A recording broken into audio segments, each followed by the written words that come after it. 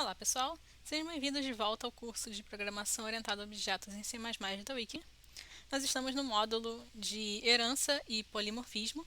Na última aula, nós vimos a introdução ao conceito de herança de classes, classes bases, classes derivadas, o que acontece com os construtores e métodos de uma classe quando ela é derivada, e intrinseticidades das restrições de acesso de membros de classes quando ocorre a herança. Nessa segunda aula do módulo, nós vamos aprender sobre polimorfismo. Então, começando com a definição de funções virtuais, que são funções que têm como característica, que quando são chamadas, elas executam somente a função de nível, a derivada mais baixa na hierarquia, a última derivação. E com isso pode-se definir a cada nível de derivação, comportamentos diferentes para uma função, caracterizando o chamado polimorfismo. Quando você tem instâncias hierárquicas de classes, você poder definir comportamentos diferentes para cada instância é o polimorfismo em C++. Mas a gente já tinha visto que na última aula, quando uma função era definida na classe base e eu executava e eu chamava ela dentro de uma classe derivada, o compilador procurava primeiro na classe derivada se aquela função existia, e se existisse ela executava só a versão da classe derivada, ela não procurava a versão da classe base. Então, qual é a diferença quando a gente está usando aqui a função virtual? É que você pode ter em C++ não só uma instância de derivação, uma classe derivada para uma determinada classe base, um nível de herança. Você pode ter múltiplos níveis de herança e ter um encadeamento de níveis de herança, uma classe depois chamando a outra, que é derivada da outra, que é derivada da outra. E quando você usa uma função virtual, você garante que apenas o último nível de herança vai ser chamado, e você garante que ela se trata da mesma função que está sendo chamada. Como assim? Eu não estou fazendo um overload da função quando eu uso o mecanismo de funções virtuais. Eu não estou simplesmente criando uma nova função que tem o mesmo nome, que é o que acontecia na aula passada. Eu estou garantindo que é a exata mesma função que está sendo passada de mãe para filha, e ela só vai ser executada na última instância, na geração mais recente, digamos. E para isso acontecer, necessariamente, essa função ela tem que ter o mesmo tipo de retornável da função virtual lá da classe base. Se ela for int, tem que continuar sendo int. Se for const, tem que continuar sendo const, constante. Se for void, tem que continuar sendo void. E ela é definida com a palavra-chave, keyword virtual, antes da declaração dela lá na classe base. E aí, lá na classe derivada, eu posso continuar usando a keyword virtual ou não.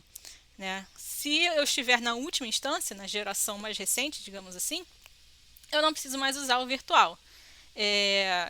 E se eu continuar usando o virtual, eu posso depois criar um novo nível hierárquico e continuar tendo o mesmo efeito de função virtual para a terceira geração, digamos assim.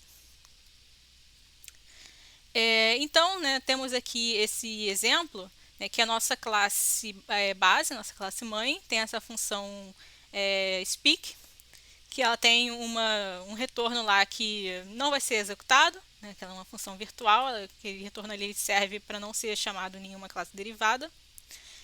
E as nossas classes derivadas, que são gato e cachorro, que têm os seus retornos para a função speak alterados para miau e au, respectivamente.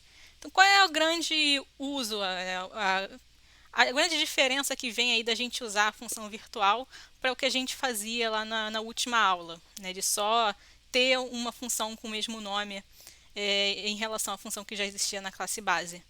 Olha essa função void report que está aí na tela nesse exemplo.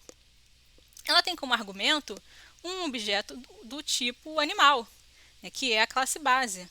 Então, esse objeto bicho, eu ainda não estou definindo se ele vai ser gato, se vai ser cachorro, se vai ser outra coisa. Ele está, né, ele está como animal, como a classe base. Então, normalmente se esperaria que quando a gente fizesse a chamada bicho.speak, se não fosse uma função virtual, viria lá aquela definição que a gente deu da função lá na classe base, que é aquele monte de interrogações. Porém, como ela é uma função virtual, eu garanto que, mesmo que o meu objeto seja do tipo animal, ele vai chamar a função do nível mais derivado. Basta então lá na main que eu crio objetos do tipo cachorro e gato, né? Nesse caso aí, esse objeto do tipo cachorro chamado doguinho, e o objeto do tipo gato chamado gatinho. E quando eu chamar a função report, né, que lembra que ela recebe como argumentos objetos do tipo animal, se eu chamar para doguinho e para gatinho, ela vai chamar as respectivas definições da função speak dessas classes derivadas.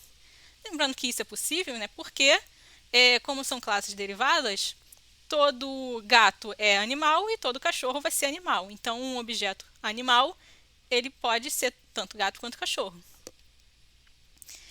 E isso é muito útil quando você está em softwares mais complexos, porque você pode definir determinadas funções em outras partes do código que você ainda não sabe, né, qual tipo de animal, qual tipo de classe derivada vai ser fornecida ali. E você pode definir o que essa função tipo report vai fazer, e só depois vai ser determinado qual tipo de animal vai ser chamado lá para se executar essa função report. Então é bom sempre salientar mais uma vez que para uma função ser virtual mesmo, lá na classe derivada, em todas as classes derivadas, ela tem que ser do exato mesmo tipo da função que estava lá na classe base. Se ela for const, tem que continuar sendo const, tem que ter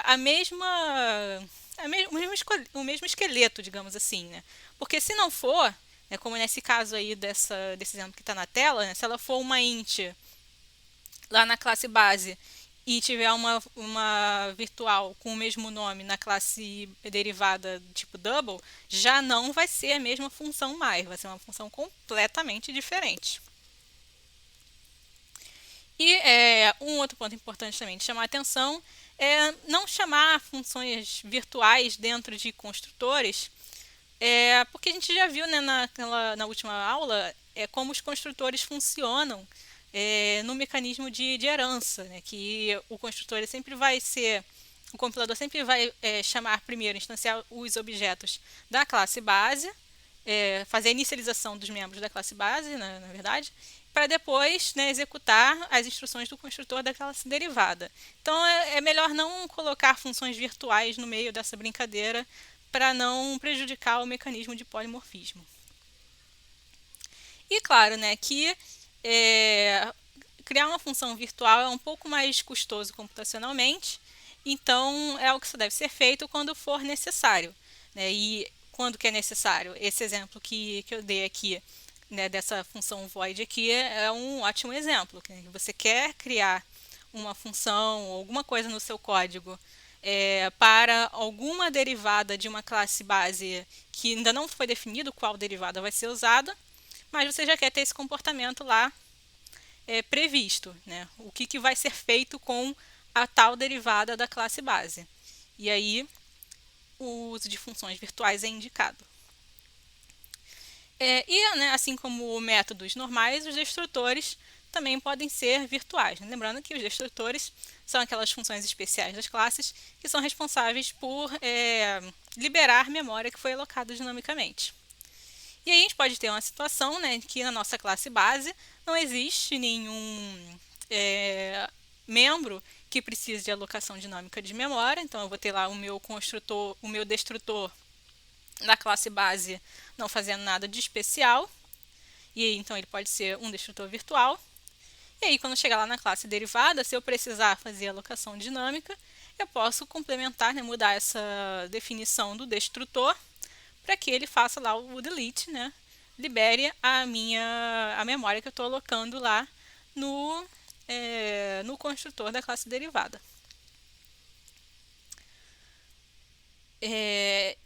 E, né, com isso você evita o vazamento de memória, porque quando você está alocando memória, né, dentro da classe derivada, se esse destrutor não for virtual, o compilador vai dar preferência ao destrutor da classe base. Ele vai tentar primeiro executar o destrutor da classe base,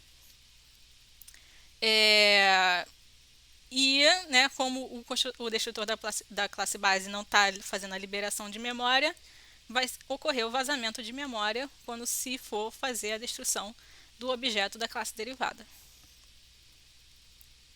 Bom, classes abstratas. Primeiro nós temos que definir o conceito de uma função virtual pura, né? No exemplo que a gente viu anteriormente, a nossa função virtual, ela tinha lá uma definição, aquele monte de interrogações, que a ideia é que não fosse executada porque iam ser chamados só, né, objetos das classes derivadas, e mesmo assim a gente podia, né, criar aquela função lá, void, do tipo, com um argumento do tipo animal. Já uma função virtual pura, ela é uma função que ela não tem uma definição, né? Ela não tem chaves com uma definição do que ela vai fazer. Ela tem só essa sintaxe que está aí marcada em azul na tela, que é a declaração dela, e esse igual a zero, ponto e vírgula. Acabou. Ela não tem uma definição, é uma função que não faz nada. E isso, né, quando uma classe base ela possui uma função virtual pura, isso significa que não podem ser instanciados objetos dessa classe em nenhum lugar do código. Ela está agindo ali mesmo só como um placeholder, digamos, uma definição de métodos que as classes derivadas precisam ter. Ela só está dizendo, olha, as classes derivadas dessa classe base, elas precisam ter uma função do tipo stringView chamada speak, que seja const. Então, ela está jogando a responsabilidade de definir o que essa função vai fazer para as classes derivadas. Então, não pode existir uma classe derivada do tipo, uma classe derivada de animal que não possua, né, uma função do tipo stringView chamada speak, que seja const, sem uma definição propriamente dita.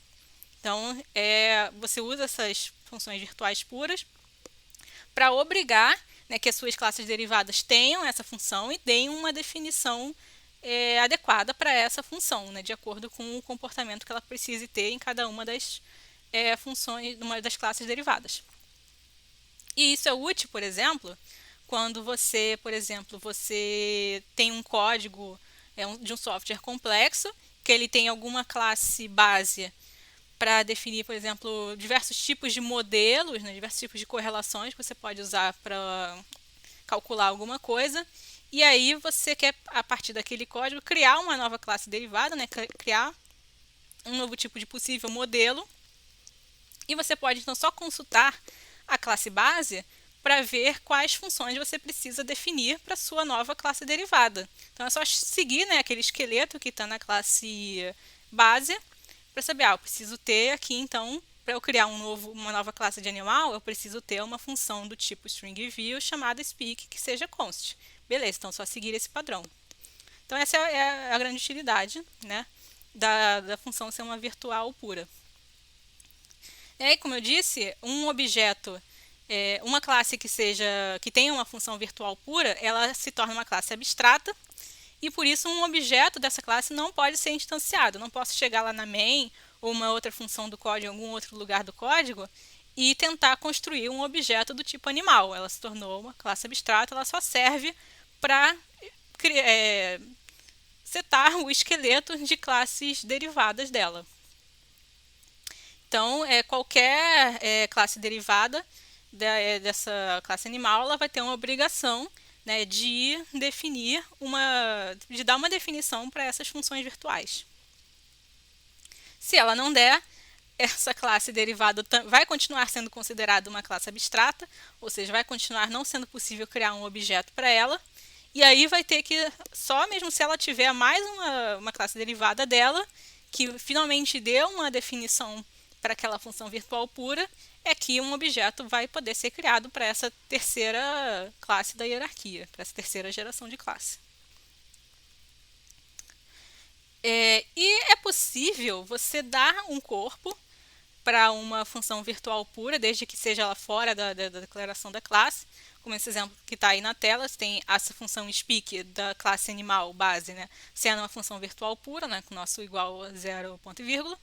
E fora da definição, né, está sendo dada uma definição para a função speak da classe animal, né, ali usando o operador de escopo dois pontos, dizendo para ela retornar a string bus.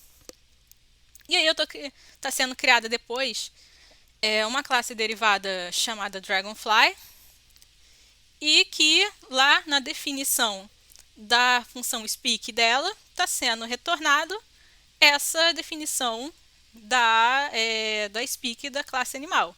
E aí é claro que ela não vai olhar ali para aquele const igual a zero, ele vai olhar para animal speak, que está definido ali fora, aquele corpo que está sendo dado ali fora, que é bus. Então, mesmo que eu não possa chegar na main ou em algum outro lugar do código e criar um objeto do tipo animal, eu posso criar um objeto do tipo Dragonfly, e esse objeto vai ter como retorno para sua função speak esse bus aí que foi determinado para a função speak da classe animal. Um tipo especial de classe abstrata é a classe de interface, que é uma classe que ela não tem nenhum membro e todas as funções dela são funções virtuais. Ou seja, essa classe ela não serve para nada além de definir a estrutura que as classes derivadas dela vão ter. Ela é só um esqueleto mesmo e mais nada. Ela não serve para ser instanciada, não serve para ser usada de nenhuma forma. Ela só serve para definir uma estrutura a ser seguida por classes derivadas dela. Então, né, naturalmente, qualquer classe que seja derivada dela precisa necessariamente dar definições para essas funções, né? Eu não posso criar nenhuma classe derivada dessa classe que não tenha uma função booleano openlog, que também não tenha uma booleano closelog e uma booleano writeError. Então, né, a utilidade disso é eu determinar, é realmente um esqueleto. Eu estou determinando que todas as minhas classes derivadas vão ter que ter essas funções. E vão ter que ter uma definição propriamente dita para cada uma dessas funções. E assim como funções podem ser virtuais, há também o conceito de classes virtuais. Pensa nessa situação que está aí na tela, que eu tenho uma classe base, Power Device, né, para um equipamento elétrico, e aí eu tenho duas classes derivadas dela, uma scanner e outra impressora. E aí eu quero criar uma classe copiadora que ela vai ser derivada tanto de scanner quanto de impressora, né? A gente tinha discutido na primeira aula de heranças que uma classe pode herdar de mais de uma classe base. Só que para isso, né, eu preciso que os membros que são usados para inicializar o meu objeto scanner e o meu objeto impressora sejam os mesmos herdados lá da Power Device, né? Eu não posso ter um objeto scanner e um objeto impressora diferentes sendo usados para a minha classe copiadora. E lembrando, né, que no C++ não bastaria eu simplesmente inicializar essas duas classes com os mesmos valores de elementos, por exemplo, porque isso continuaria sendo dois objetos diferentes, só que com os mesmos valores, né? Os mesmos valores iniciais. Não é isso que eu quero, eu preciso que seja exatamente o mesmo objeto do tipo Power Device para inicializar scanner e impressora e printer, para depois eu ter o meu objeto do tipo copiadora. Então, como que pode ser obtido isso? Usando, né, a keyword virtual para a própria definição das classes derivadas scanner e printer.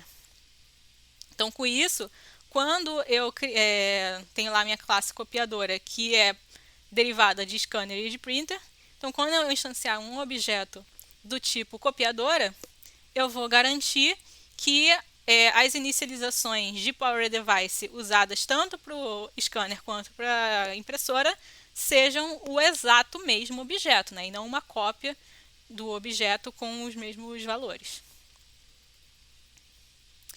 E por fim, tem aqui um outro conceito muito interessante quando se trata de heranças e classes bases abstratas, que são os ponteiros para classes base.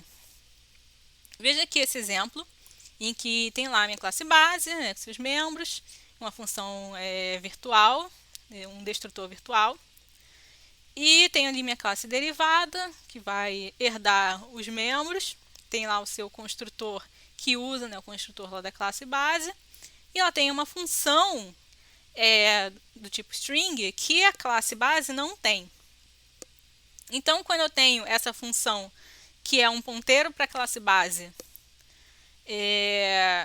que pode tanto instanciar um objeto do tipo base quanto um objeto do tipo derived, como é que eu faço, então, para eu poder, a partir de um ponteiro do tipo base, acessar essa função string da classe derivada? Que normalmente eu posso, né, criar um ponteiro do tipo base e acessar e instanciar um objeto das classes derivadas através dele, desde que, né, sejam as classes derivadas tenham as exatas mesmas funções e não tenham nenhum membro a mais sendo inicializado, ou se tiverem, possam usar um construtor default. Mas e aqui nesse caso, né, o que eu posso fazer se eu tenho só um ponteiro do tipo base e quiser criar um ponteiro para a classe derivada? Posso usar o Dynamic Cast, que é o que a gente tinha visto lá no comecinho do curso, que convertia um tipo de variável na outra. A gente tinha usado aquilo para converter inteiros em doubles, né, em flutuantes. E aqui a gente também pode fazer isso, porque, né, como a gente viu na introdução a classes, quando um objeto de uma classe é nada mais do que um novo tipo de variável. Então, se essas classes, se derived, né, for uma classe derivada de base, eu posso usar o Dynamic Cast para converter esse ponteiro B, que é um ponteiro para a classe base, em um ponteiro D, que é um ponteiro para a classe derivada. E fazendo isso, então, eu posso acessar aquela função getName, que era aquela função do tipo string que só existia na classe derivada, mesmo que aquela minha função do tipo ponteiro para a classe base fosse para a classe base. Isso é chamado de downcasting. É algo que pode ser usado no lugar, né, de funções virtuais, mas tem que ter esse cuidado, né? Se o método existe só na classe derivada, quando você não tem como modificar a classe base para incluir, né, uma nova função virtual, isso é indicado, né, quando você, por exemplo, como esse exemplo que está aí, né, nesse bullet da tela, você quer criar uma nova classe derivada para algo que é de uma biblioteca padrão de C++, né, uma biblioteca standard. Aí você não tem muita opção além de usar o downcasting. Mas geralmente é preferível, né, você ter esse mecanismo de funções virtuais para poder modificar o comportamento das suas classes de forma que o seu ponteiro da classe base possa acessar as suas classes derivadas. E então, antes de encerrar, vamos ver um exemplo lá no VS Code disso que nós aprendemos hoje, da aplicação aqui de funções virtuais e classes abstratas. Eu vou chamar de novo aquela nossa velha classe de tubulação, né, que é uma classe que tem como membros um diâmetro e uma altura de uma tubulação, um tubo vertical. E ela tem aqui funções de acesso desse diâmetro e dessa altura e funções que retornam a área e o volume dessa tubulação. Eu criei aqui nessa biblioteca frictionmodels.h uma classe abstrata, uma classe base, para um modelo de fator de atrito. Essa classe ela vai ter como membros, ver aqui que são protected, porque eles vão ser herdados. É uma vazão, uma densidade e uma viscosidade do fluido que está escoando, e ela precisa também de um objeto do tipo pipe, da tubulação. E aí tem aqui meu construtor, legal, meu construtor por cópia e o meu destrutor. E ela tem dois métodos, um que é o número de Reynolds, que vai ser herdado lá diretamente pelas classes derivadas, e aqui uma função virtual, que é para calcular o fator de atrito. Então aqui na minha classe mãe, eu não tenho essa definição, estou jogando a responsabilidade para as classes derivadas de dizer como que vai ser calculado o fator de atrito. Então, defini aqui do lado de fora como é o meu construtor, fazendo aqui a inicialização por membros. E o meu construtor cópia, normal. Defini aqui a minha função Reynolds, que não vai ter nenhuma modificação em relação nas classes derivadas, elas vão todas chamar essa função aqui mesmo, do jeito que ela está definida aqui. E aqui estou definindo aqui a minha primeira classe derivada, que eu vou chamar ela de Blasius, e ela vai usar a correlação de Blasius para calcular o fator de atrito. Então, ela não está criando nenhum membro novo, então estou indo direto aqui para o meu construtor, ela vai herdar aqueles mesmos membros do tipo protected da classe mãe. Então, para o meu construtor, ela vai precisar só dos mesmos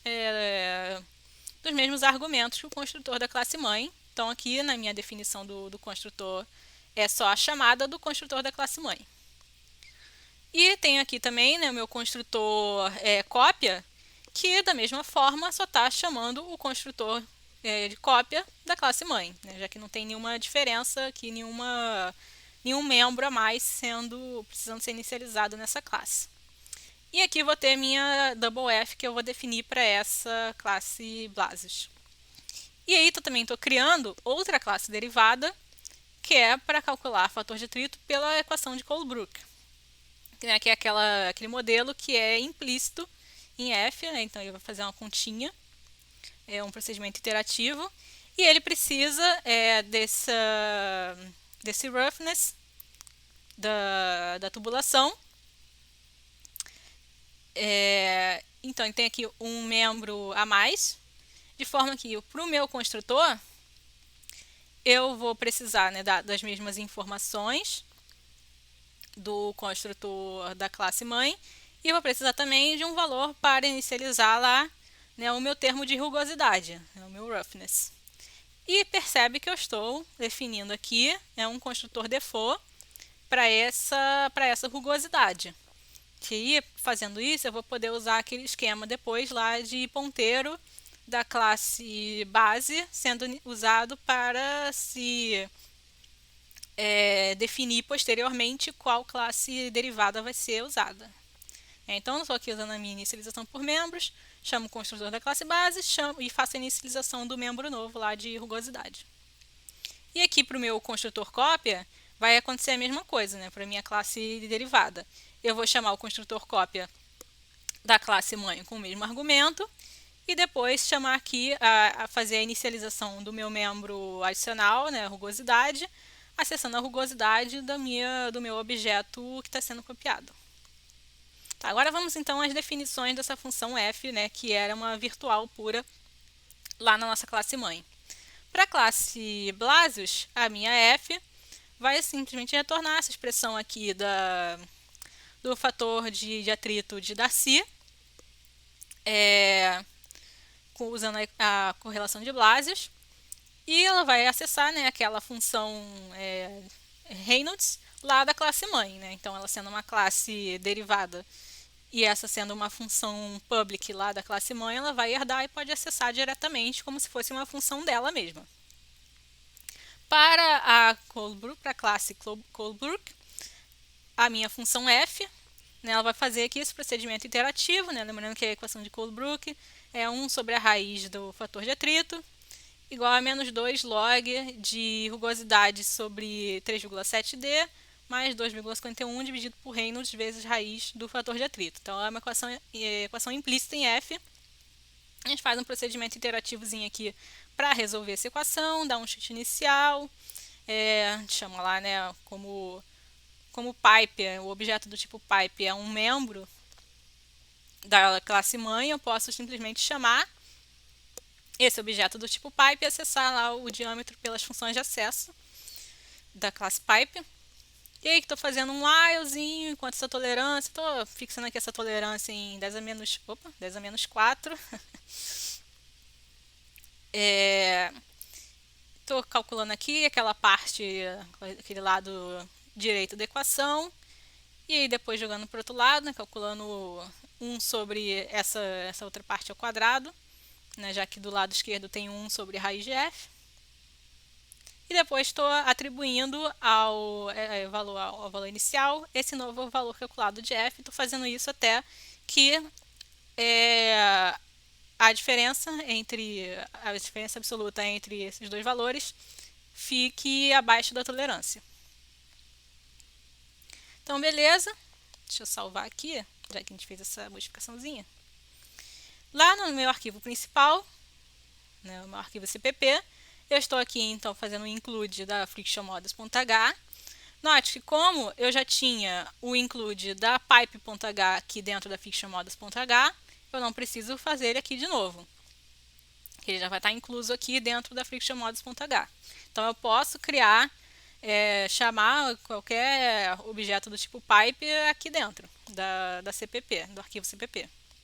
Então, eu estou definindo aqui um valor para gravidade, usando, né, nosso namespace std, para não precisar ficar usando o std ... E eu estou criando aqui uma função que é um ponteiro do tipo frictionModel, né, que é a nossa classe mãe. Essa função se chama selectModel.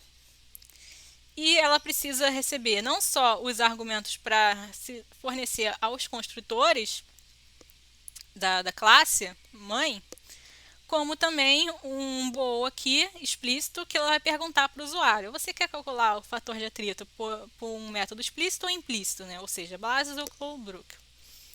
E aí, essa função ela vai ficar, se for escolhido o método explícito, ela vai fazer aqui uma alocação dinâmica para criar um objeto da classe derivada Blasius. Se não, né, se for escolhido o método implícito, vai criar um objeto da classe derivada Colebrook. Lembra que isso daqui é possível? Tá vendo que eu só estou dando aqui 4 argumentos para o construtor da classe Colebrook, como o próprio VS Code está mostrando, que ele vai usar aquele construtor default. Ele vai automaticamente considerar aquele valor fixo que a gente deu para o membro de rugosidade. Então, vamos aqui para main. Primeiro, vamos fazer uma demonstração, né, de como cada classe funciona. Vamos comparar a perda de carga calculada por dois modelos de fator de atrito, usando o Blasius, que é uma equação explícita, e Colebrook, que é uma equação implícita. Considerando o escoamento de água na CNTP, 1 litro por segundo, né, de uma tubulação. Então, estou criando aqui a tubulação, 5 centímetros de diâmetro e 2 metros de comprimento. Estou pegando aqui, né, por meio das funções de acesso, quais são os valores do diâmetro e da altura. Então, calculamos para o tubo vertical de tal diâmetro e tal altura, criando aqui um double para armazenar o valor da vazão. Vamos primeiro, né, só criar diretamente aqui objetos das duas classes derivadas. Então, aqui para o meu construtor da classe Colebrook, eu não estou usando o construtor default, estou dando direto aqui o valor da rugosidade. Fornecendo aqui os mesmos dados, esse P aqui, né, aquela tubulação, aquele pipe que eu criei aqui em cima. Calculando aqui a velocidade. Tá, perda de carga, então, usando o meu objeto do tipo FB, né, que é o fator de atrito para Blasius. Estou calculando aqui a perda de carga e imprimindo esse valor na tela. E depois, usando o meu objeto da classe derivada Colebrook, calculando aqui, chamando qual vai ser o fator de atrito, calculando a perda de carga e imprimindo na tela. Mas depois disso, então vamos pedir então para o nosso usuário escolher um modelo. Então eu estou aqui imprimindo na tela, vamos usar modelo explícito ou não? Dando a opção aqui de sim ou não, criando aqui uma string. O valor padrão aqui que eu estou dando para inicialização é sempre considerar que sim, mas eu vou perguntar para o usuário, com a minha senha aqui, sim ou não. E eu criei aqui esse if, em que ele vai checar, bom, se for sim, e aqui ter 3 possibilidades do usuário dizer sim, se eu colocar o y, dizer um yes com y maiúsculo ou um yes com y minúsculo, ele vai chamar aquela função que era ponteiro, friction model, lembra? Aquela função chamada select model. Então, ele vai instanciar, a partir lá pela select model, o meu objeto do tipo Blasius. Então, percebe que eu aqui estou deixando para o usuário escolher se ele vai querer que esse meu ponteiro friction model aponte para uma derivada do tipo Blasius ou a derivada Colebrook. Então, aqui em cima eu estou dando aqui o cout para ele imprimir, qual seria o fator de fricção calculado pelo modelo da equação de Blasius. E se não, se o usuário escolher que não, ele vai usar aquela função, aquele ponteiro para a classe base, para instanciar um objeto do tipo Colebrook, então que está mudando aquele booleano de true para false. E se ele cair aqui, então ele vai imprimir na tela que o fator de fricção pelo modelo de Colebrook é pá, e vai chamar aqui, lembrando que essa chamada agora, o objeto, a função f agora eu tenho que acessar por esse operador, em vez do pontinho, essa setinha, porque agora eu estou em um ponteiro para a classe. E pronto, vai sair.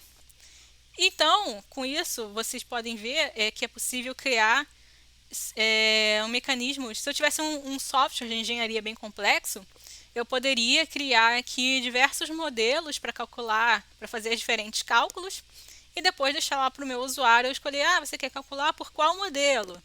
E aí o usuário escolhe, e a partir desses ponteiros para as classes derivadas, eu posso só instanciar aqui a partir da classe base, e só no momento da execução do código que vai ser definido qual modelo vai ser usado. Deixar para o usuário fazer essa escolha, sem modificar nada no código em si. Vai ser tudo decidido no runtime. Então vamos compilar esse código com run build task. Beleza, concluído com êxito. E vamos executar. Então, lembrando que primeiro ele vai imprimir na tela as informações referentes aos objetos das duas classes que a gente já tinha criado. E depois ele vai me fazer aquela pergunta lá para o usuário selecionar o modelo, para a gente poder comparar e ver que ele realmente está instanciando o objeto da classe derivada por meio daquele ponteiro para a classe base. Vamos executar. Então, primeiro, ele já calculou aqui, usando a equação de Blasius, o fator de atrito é papapá, e a perda de carga é tanto, 0,013 metros. E usando a equação de Colebrook, o fator de atrito é esse 0,028, e a perda de carga é 0,015, papapá lá. Então, vamos aqui usar modelo explícito? Não, como o nosso padrão era o y do yes, vamos dar aqui um no para ver se nosso else e o nosso if else ali, o nosso condicional está funcionando. E vamos ver se ele consegue instanciar um objeto do tipo Colebrook por meio do nosso ponteiro para a classe base friction model. E sim, ele conseguiu chegar lá no nosso else, instanciar aqui um objeto do tipo Colebrook, chamar a função de fator de atrito da classe Colebrook e me dá aqui o mesmo valor que a gente já tinha visto ali em cima, que é o valor do fator de atrito calculado pela funçãozinha f que existe lá dentro da classe Colebrook. Então dá para ver que a gente pode usar isso e criar códigos bem complexos de forma que com diversos modelos a serem selecionados pelo usuário em runtime e deixar essa seleção é possível usando os ponteiros para a classe base. Lembrando, né, que eu tive que criar aquele construtor default lá na classe Colebrook, né, que tinha um membro a mais que não existia na classe base. E se eu tivesse, né, que inicializar membros a mais dessa classe Colebrook sem o construtor default, eu teria que usar aquele esquema lá do Dynamic Cast, né, do downcasting, para criar um ponteiro para a classe derivada a partir do meu ponteiro para a classe base. Então, vamos retornar aqui a nossa apresentação para encerrar. Mais uma vez, né, as referências desse curso. A gente usou tanto o learncpp.com, que é uma ótima referência C++ para quem está começando, e o livro do Yang, que tem muitos exemplos de C++ para aplicação em engenharia, no meio acadêmico. Inclusive, eu recomendo muito dar uma olhada nesse livro, numa parte que ele mostra a implementação do método de gradiente conjugado para a solução de sistemas lineares, e ele cria um mecanismo lá de classes de herança, né, com classes derivadas, definindo-se uma classe matriz, normal para uma matriz normal, e criando classes derivadas de matrizes esparsas, matrizes tridiagonais, etc. E aí esse método, né, para solução ia variando de acordo com o tipo de matriz que poderia ser fornecida, né, pelo usuário. Então é muito legal dar uma olhada nisso daí, tentar fazer como exercício, né, como desafio, ver se você consegue implementar isso. E é o tipo de coisa que, se você procurar, né, na internet, existem bibliotecas já implementadas para C++, que você pode só baixar e compilar na sua máquina e usar. Inclusive, para esse exemplo de solução de sistemas lineares em C++, existe uma biblioteca chamada Eigen, que você pode baixar pela internet, e já ter lá o seu solver pronto para soluções de sistemas lineares, né, usando matrizes em C++, que é muito legal. Então, para encerrar, né, nessa aula nós aprendemos os conceitos de heranças de classes, né, com a passagem de propriedades de classes mães para classes filhas, e vimos também os conceitos de funções virtuais, polimorfismo, classes abstratas e classes virtuais em C++.